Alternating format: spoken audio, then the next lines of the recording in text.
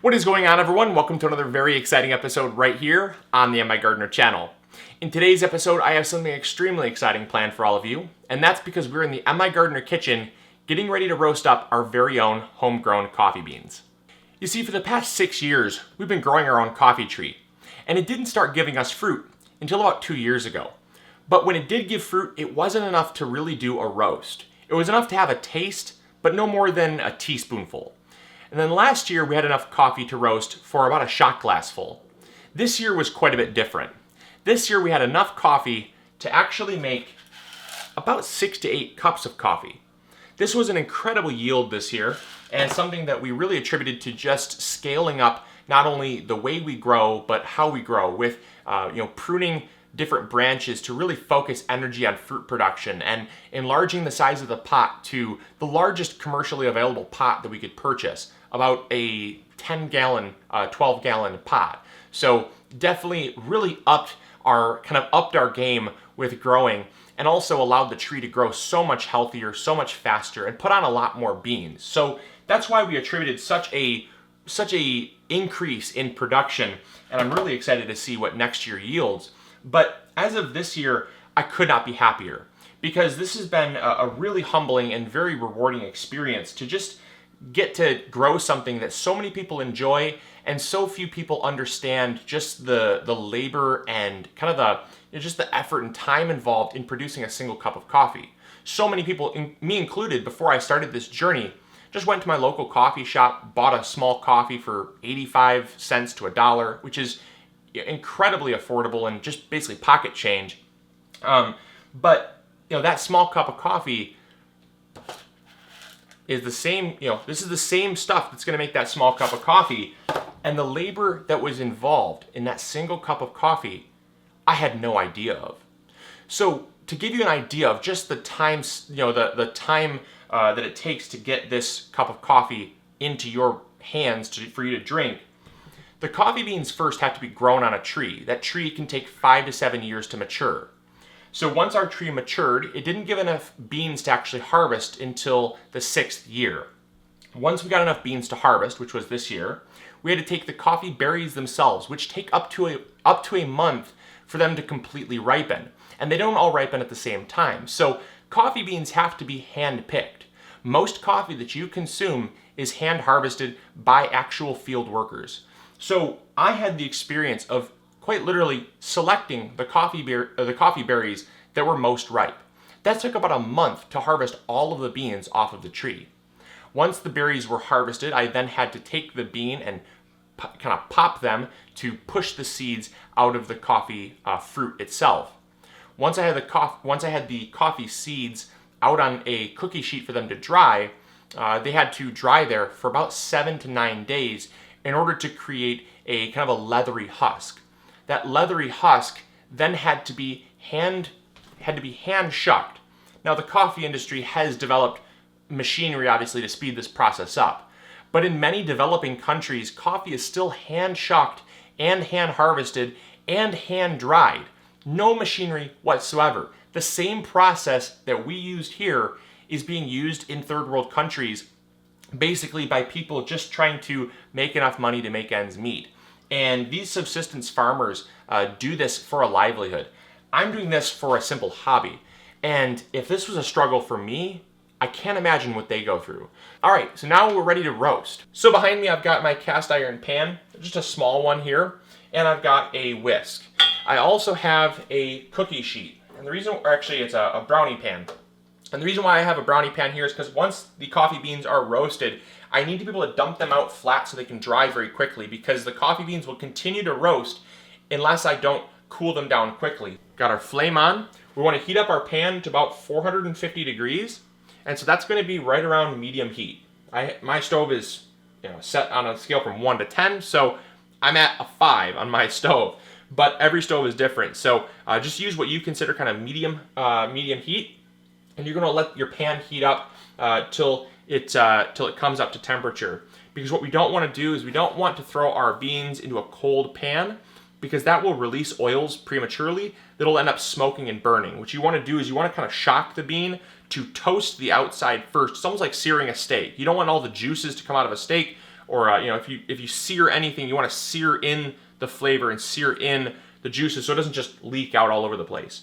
Coffee beans have oils that you don't want those oils to be excreted, because that actually releases a lot of flavor, and so you're going to have very bland coffee if you heat them up slowly. So the secret is fast and hot, and so this whole process, it's going to take about 12 to 14 minutes to achieve a medium roast.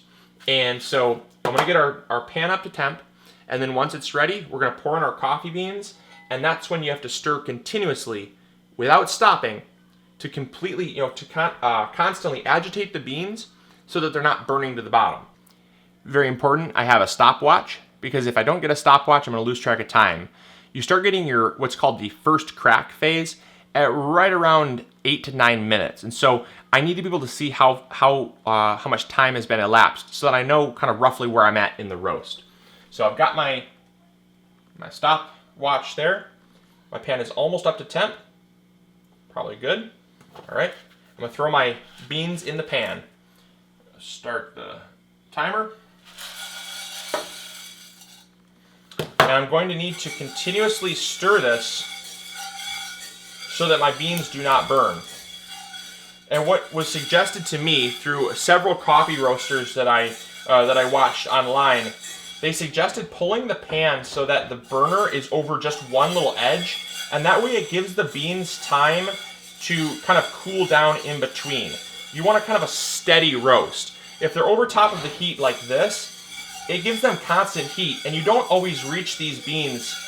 You don't always reach these beans in time, and you don't want them to burn when the pan gets up to temperature. So pulling it off of the heat a little bit gives them kind of a rest corner where they can kind of roast without burning. All right, so we're starting to get what's called the first crack phase. It just started popping, and it kind of sounds like popcorn. And I had to turn my fan on because it produces a lot of smoke. But I'm gonna turn off my fan for just a second so you can hear it.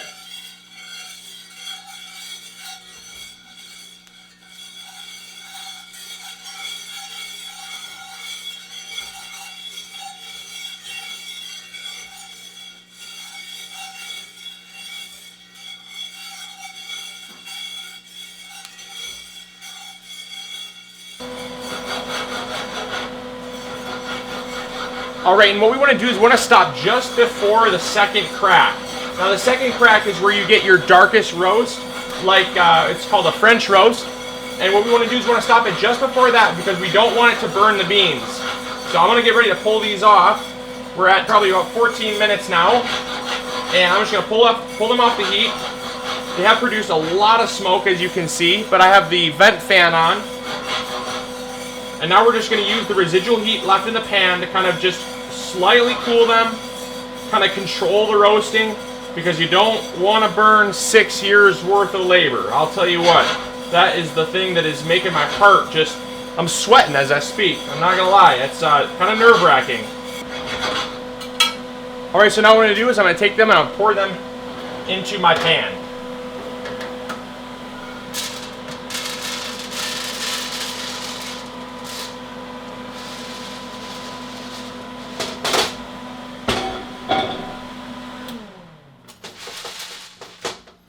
And I'm basically just going to let them dry here like that. Lost a few beans. It kind of, like I said, jumped ship. But this gave us an absolutely beautiful, beautiful roast. Now the final thing to note is that you see some of the lighter colored beans.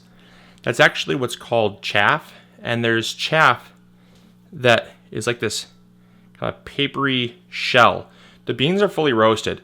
But what we need to do is we need to take them outside and remove that chaff, because the chaff will add like a bitter taste to your coffee. So as the beans cool, they release more and more of this chaff, and that's all that lighter colored stuff that you see. So the beans that don't have the chaff are nice and dark. This is a beautiful medium roast, just what Mrs. MIgardener and I like, and really happy with this. I could not be happier.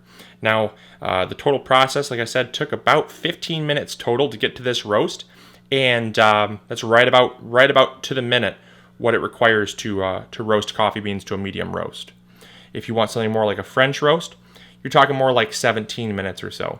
So there we go. I just got done winnowing all the chaff away. Super easy to do with this colander.